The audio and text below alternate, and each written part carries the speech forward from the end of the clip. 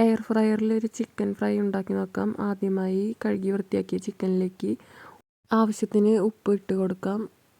അതിനുശേഷം മീറ്റ് മസാല അല്ലെങ്കിൽ ചിക്കൻ മസാല ചേർക്കാം. വളരെ സിമ്പിളായിട്ടുള്ളൊരു മാരിനേഷനാണ് ഞാനിതിൽ ചെയ്യുന്നത്. മീറ്റ് മസാല ചേർത്തതിന് ശേഷം ആവശ്യത്തിന് മഞ്ഞൾപ്പൊടി, കൂടെ തന്നെ മുളക് പൊടിയും മല്ലിപ്പൊടിയും കൂടി ചേർത്ത് നന്നായി കൂട്ടി യോജിപ്പിക്കാം.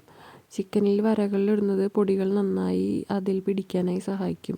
നമുക്ക് ആവശ്യമാണെങ്കിൽ ഇതിലേക്ക് ഓയിൽ സ്പ്രേ ചെയ്ത് കൊടുക്കുകയോ അല്ലെങ്കിൽ ഇഞ്ചി വെളുത്തുള്ളി പേസ്റ്റോ ചെറിയുള്ളി പേസ്റ്റോ ചേർക്കുകയോ ചെയ്യാം.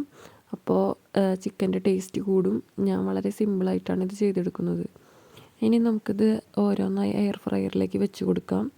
ഞാൻ എയർ ഫ്രയർ ലൈനറൊന്നും ഉപയോഗിക്കുന്നില്ല, ഡയറക്റ്റായി തന്നെ വെച്ച് കൊടുക്കുകയാണ് ചെയ്യുന്നത്. എയർ ഫ്രയർ ലൈനർ ഉപയോഗിക്കുമ്പോൾ അടിവശം വേവാത്തതായി കാണാറുണ്ട്. അപ്പോൾ ഇങ്ങനെ വെച്ച് കൊടുത്തതിന് ശേഷം നമുക്ക് എയർ ഫ്രയർ അടയ്ക്കാം.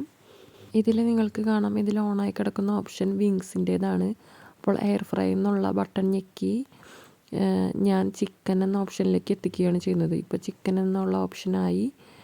ഇനി നമുക്ക് ലെഫ്റ്റ് സൈഡിലുള്ള സ്റ്റാർട്ട് ബട്ടൺ അമർത്താം. ചിക്കൻ എന്ന ഓപ്ഷനിലെത്തിയപ്പോൾ 25 മിനിറ്റും 200 ഡിഗ്രി സെൽഷ്യസുമാണ് നമുക്ക് കാണിക്കുന്നത്. നമുക്കതിൽ നിന്ന് വ്യത്യാസപ്പെടുത്തണമെങ്കിൽ ടെമ്പറേച്ചറോ ടൈമോ എന്താണെന്ന് വെച്ച് കഴിഞ്ഞാൽ അതിൽ കൂട്ടുകയോ കുറയ്ക്കുകയോ ചെയ്യാം. അതാണ് ഞാനിപ്പോൾ കാണിച്ചു തരുന്നത്. ടെമ്പറേച്ചറും ടൈമും മാറ്റി മാറ്റി കൂട്ടുകയും കുറയ്ക്കുകയും ചെയ്യുകയാണ്. എന്തായാലും ഞാൻ 25 മിനിറ്റും 200 ഡിഗ്രി സെൽഷ്യസും തന്നെയാണ് ഞാൻ വയ്ക്കുന്നത്. ഞാനതിൽ നിറഞ്ഞിരിക്കാൻ പാകത്തിന് ചിക്കൻ വെച്ചിട്ടുണ്ട്. ഇപ്പോൾ 1-2 പീസൊക്കെയാണ് വറുക്കുന്നതെന്നുണ്ടെങ്കിൽ ഇത്രയും ടൈമും ഇത്രയും ഡിഗ്രി സെൽഷ്യസും ഒന്നും ആവശ്യം വരില്ല. അപ്പോൾ നമുക്ക് ഈ ഓപ്ഷൻസ് എല്ലാം യൂസ് ചെയ്യാവുന്നതാണ്.